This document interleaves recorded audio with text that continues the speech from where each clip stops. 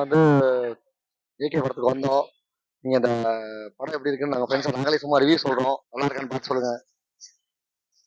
இது வரைக்கும் வந்து பார்த்துருக்க ஏகே படத்துல வந்து இதுதான் வந்து ஃபேன் பாய் படமா இருக்கும். 96 கிட்ஸ் நிறைய பேருக்கு வந்து ஏகேவோட பழைய படம் எப்படி இருக்கு, ஏகேனா எப்படி இருப்பாருன்னு தெரியாது. ஆனா இப்ப இருக்கிற வந்து 2K கிட்ஸ் எல்லாம் 96ஓட கிட்ஸோட அந்த வைப் வந்து எப்படி பார்க்கணுன்றத வந்து இந்த படத்துல வந்து பார்க்க முடியும். டைட்டில் கார்டுல இருந்து எண்டு கார்டு போடுற வரைக்கும் ஒருத்தர் கூட வந்து சீட்ல உட்காந்து படம் பார்க்கவே முடியாது.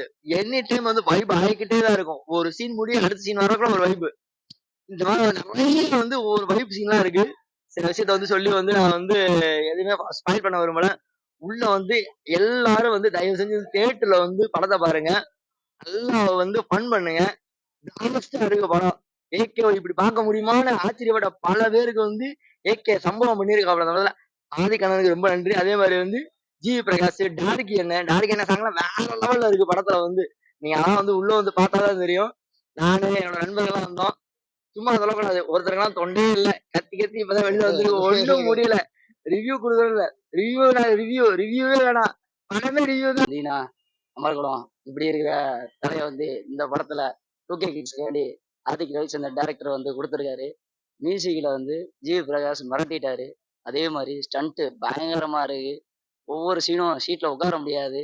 பாத்தீங்கன்னா தொண்டெல்லாம் ரொம்ப கரகரன்னு இருக்கு. வரும்போது ஒரு மிட்டாய் ஒண்ணு வாங்கிட்டு வந்துருங்க. ஏன்னா தொண்டைக்கு கிச்சு கிச்சுக்குன்னு வரும். சரிங்களா? நல்லா ஃபன்னா பண்ணியிருக்காரு. படம் பயங்கர மாசாவும் இருக்கு. தலையை வேற லெவல்ல காமிச்சிருக்காங்க. படம் செம்ம ஹிட் ஆகும். பாக்ஸ் ஆஃபீஸ்ல செம்ம ஹிட் படம். ஓகே, படத்துக்கு சப்போர்ட் பண்ணுங்க.